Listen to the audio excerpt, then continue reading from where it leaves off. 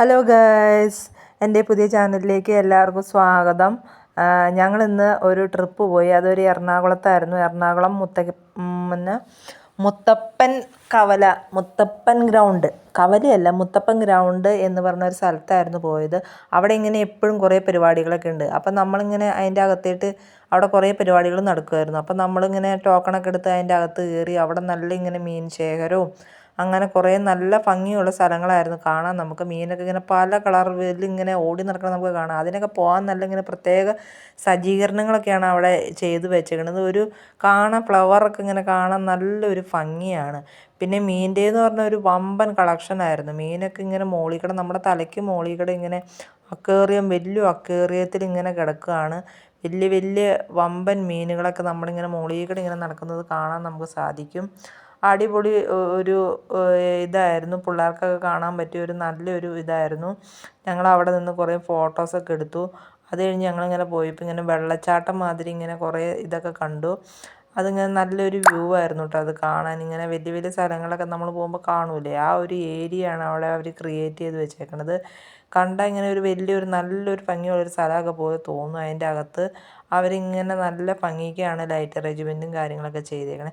പിന്നെ ഞങ്ങൾ നേരെ പോയത് അതിൻ്റെ അവിടെ തന്നെ ഓരോ പല പല അച്ചാറുകൾക്കിടെ ഒരു കളക്ഷനായിരുന്നു. ഞാൻ എൻ്റെ ജീവിതത്തിൽ ആദ്യമായിട്ടാണ് ഇത്രയും അച്ചാറുകൾ ഒരുമിച്ച് കാണുന്നത്. പലതരത്തിലുള്ള അച്ചാറുകളുണ്ടായിരുന്നു.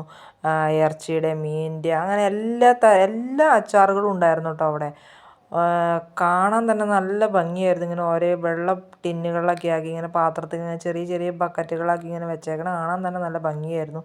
എല്ലാത്തിലും ഓരോ കയ്യിലുകളൊക്കെ ഇട്ട് നല്ല വന്നവരൊക്കെ ഇങ്ങനെ ടേസ്റ്റ് ചെയ്യാൻ അവർ കൊടുക്കുന്നുണ്ട് കേട്ടോ. ഇങ്ങനെ മുളകച്ചാർ, എല്ലാ തരത്തിലുള്ള അച്ചാറുണ്ട് കേട്ടോ.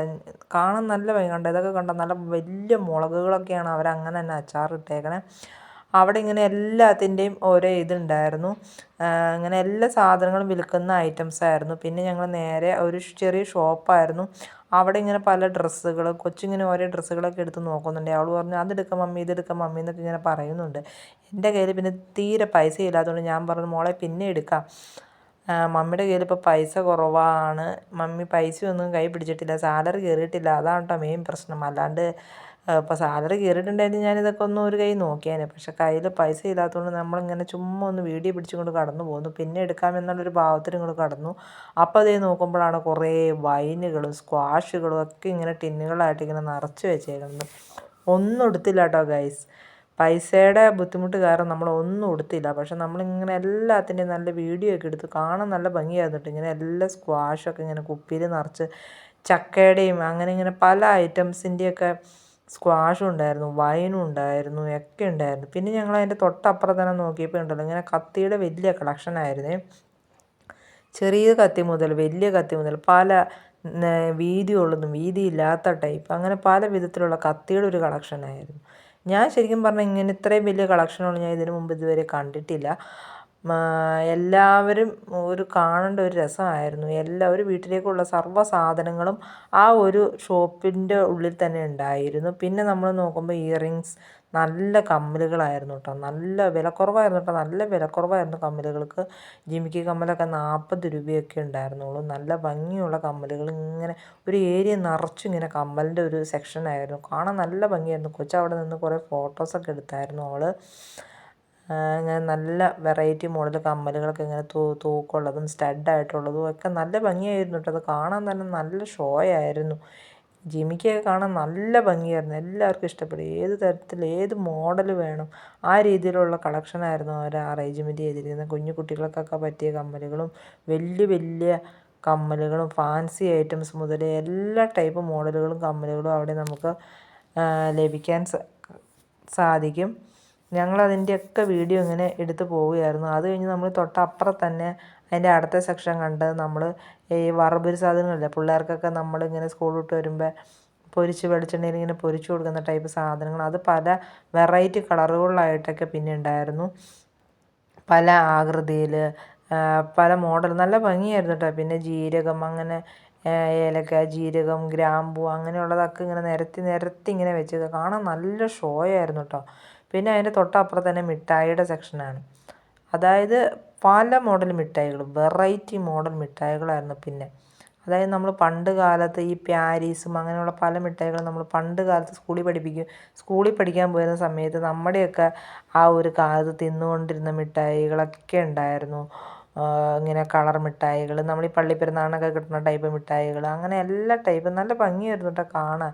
ഇങ്ങനെ ഗ്യാസ് മിഠായി കണ്ടോ, എനിക്ക് വളരെ ഇഷ്ടമായിരുന്നു അത് കാണാൻ. ഇങ്ങനെ നല്ല ഭംഗിയിൽ നല്ല മോഡലിലൊക്കെ ആയിരുന്നു അവിടെ മിഠായി കണ്ടിരുന്നത്. നല്ല നല്ല നല്ല ഭംഗിയായിരുന്നു കേട്ടോ അത് കാണാൻ.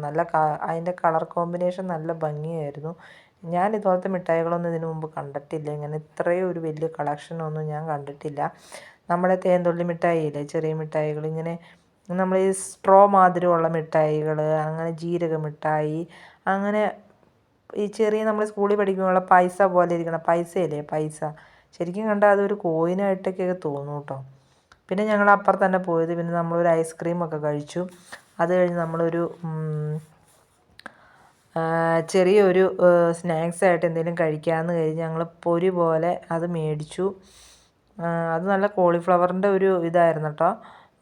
എന്തെങ്കിലും കഴിക്കാമെന്ന് പറഞ്ഞ് കൊച്ചു നിർബന്ധിച്ചപ്പോൾ ഞങ്ങൾ പോയിരുന്ന് കഴിച്ചതാണ്. അവളതും പിടിച്ചുകൊണ്ട് അവിടെ പോയി. പിന്നെ ഞങ്ങൾ കുറച്ച് കഴിഞ്ഞപ്പോൾ പാനിപൂരി ഒന്ന് കഴിച്ചാലോ എന്ന് വിചാരിച്ച് നോക്കിയപ്പോൾ അവിടെ പാനിപൂരിയുടെ ഒരു കളക്ഷൻ, വമ്പൻ പാനിപൂരിയുടെ ഒരു കളക്ഷനായിരുന്നു. ഞങ്ങൾ പിന്നെ അവിടെ ചെന്ന് അതൊക്കെ ഒന്ന് നോക്കി. അത് കഴിഞ്ഞ് എന്നാൽ പിന്നെ പാനിപൂരി കഴിക്കാമെന്ന് കരുതി ഞങ്ങൾ പാനിപൂരി മേടിച്ചു.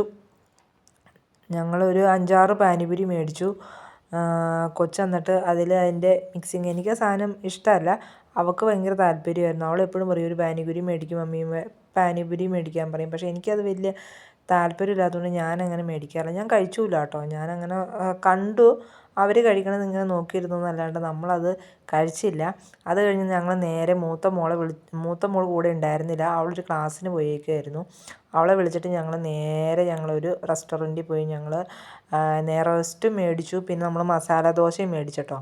ഞാൻ നെയ്റോസ്റ്റായിരുന്നു കഴിച്ചിരുന്നത്. കൊച്ചു മസാല ദോശയൊക്കെ കഴിച്ചു. അവൾക്ക് മസാല ദോശ അവളധികം കഴിച്ചിട്ടില്ല. അപ്പോൾ അവൾ പറഞ്ഞു എന്നാൽ മസാല ദോശ മതിയെന്ന് പറഞ്ഞ് അങ്ങനെ ഞങ്ങൾ മസാല ദോശയും കഴിച്ച് അങ്ങനെ വീട്ടിലേക്കുള്ള യാത്ര തുടങ്ങി. പിന്നെ ഞങ്ങൾ നേരെ വീട്ടിലേക്ക് പോയി. എല്ലാവർക്കും എൻ്റെ വീഡിയോ ഇഷ്ടപ്പെട്ടെങ്കിൽ സബ്സ്ക്രൈബ് ചെയ്യാൻ മറക്കരുത്.